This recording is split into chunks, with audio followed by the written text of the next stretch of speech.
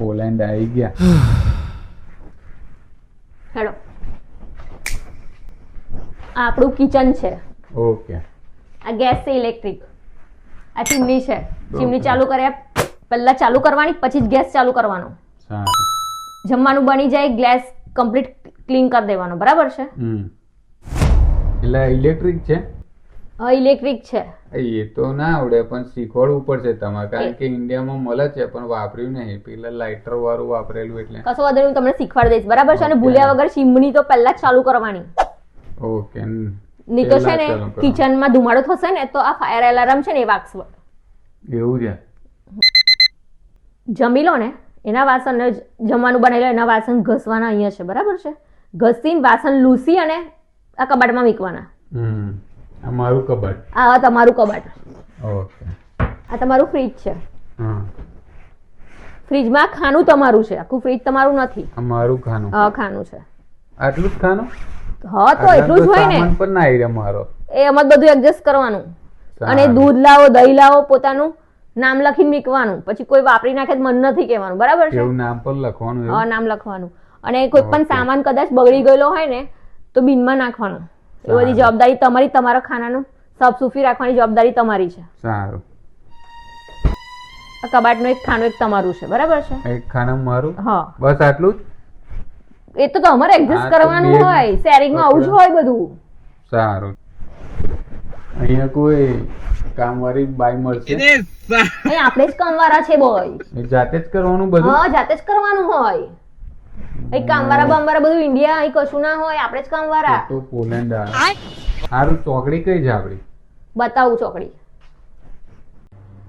આપણી ચોકડી. ચોકડી? આ તો વોશિંગ મશીન છે. પોલેન્ડ ની ચોકડી આપણી. એવું છે? અઠવાડિયામાં એકવાર કપડાં ધોવાના. 1 કલાકનો ટાઈમિંગ હશે. વાત તો સહી તો હું તો રોજ કપડા બદલું. એ મારે શું? સારું. આ હીટર છે. આ હીટર? આ હીટર છે. ઠંડીમાં કામ લાગશે. પણ આ રાત્રે જ ચાલશે. એવું કામ? અહીં તો ઠંડી વધારે પડે એવું સાંભળ્યું. તે આખો દિવસ ના ચાલે. લાઇટ બિલ કેટલું આવે એવું ખબર તમને? આનું બિલ અલગ આવે. રાતે ચાલશે તો મેં તો નાઇટ શિફ્ટ કરીને આવતો, મારે તો દિવસે ઊંઘવાનું. એ મારે નહીં જોવાનું, મારે તો રાત્રે જ ચાલુ રાખવાનું. સારું. જો આ બાજુ ઠંડુ પાણી આવશે અને આમ કરશો ને તો ગરમ પાણી આવશે. ગરમ પાણી જેટલું યુઝ કરશો ને એટલું વધારે બિલ આવશે પાણીનું, અને ઠંડા પાણીનું ઓછું આવશે. એટલે તમે જેવું યુઝ કરશો એ પ્રમાણે હું તમારી પાસેથી પૈસા લઈશ. એવું હોય પાછું? એના એક્સ્ટ્રા ચાર્જીસ હોય છે. બરાબર.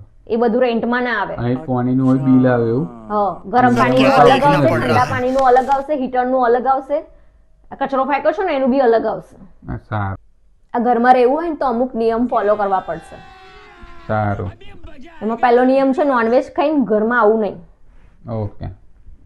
બીજો નિયમ એ છે કે દારૂ કે બિયર પીને ઘરમાં આવવાનું નહીં. અને જો કદાચ પીને આવી ગયા ને ધીંગા મસ્તી કરીને તો સીધા ઘરની બહાર. તું સમજા? સારું. ને આ ગરમ પાણી બિલ આવે એવું? ઠંડા પાણીનું ગરમ પાણીનું બેવનો બિલ આવે? બેવના અલગ અલગ આવે. ગરમ પાણીનું સૌથી વધારે આવે છે. એટલે તમે જેવું યુઝ કરશો ને એ પ્રમાણે તું પૈસા લઈશ. બરાબર. સારું. લાઇટ બી જેવી યુઝ કરશો એ રીતે પૈસા આવશે. બરાબર છે? તો પોલેન્ડ આવી ગયું, એના કરતા ઇન્ડિયા સારું હતું. હજુ ત્રીજો નિયમ તો સાંભળો. બોલો. રેન્ટ મને 1 તારીખથી જોશે. પણ હું બીજી ત્રીજી ના જોઈએ મારે. 1-2 મહિના લેટ થાય તો નહીં ચાલે? આ ઇન્ડિયા છે, પોલેન્ડ છે. આ અહીંયા બધા નિયમો કમ્પ્લીટ જ છે એટલે નિયમ ફોલો કરવા જ પડશે. હજુ તો આ ઘરના નિયમો છે, નોકરી પરના નિયમો સાંભળજો, બહાર નીકળજો, બધાના નિયમો દેખીને તમે થાકી જશો. મારું અઘરું છે બધું.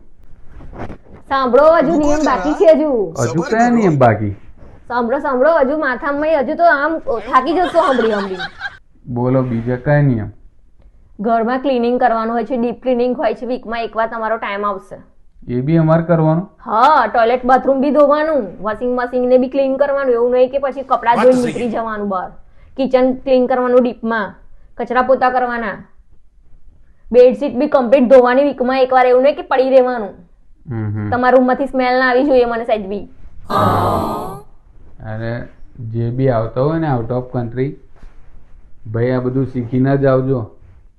આટલા બધા નિયમો છે, હજુ તો નોકરીના ચાલુ નહીં કરીએ. પહેલા ઘરના જ નિયમો આટલા બધા છે, હવે નોકરી ચાલુ કરીશ તો તેના નિયમ પાછા અલગ જ ને. આવ્યો ખોટ તો આવ્યો બોલે.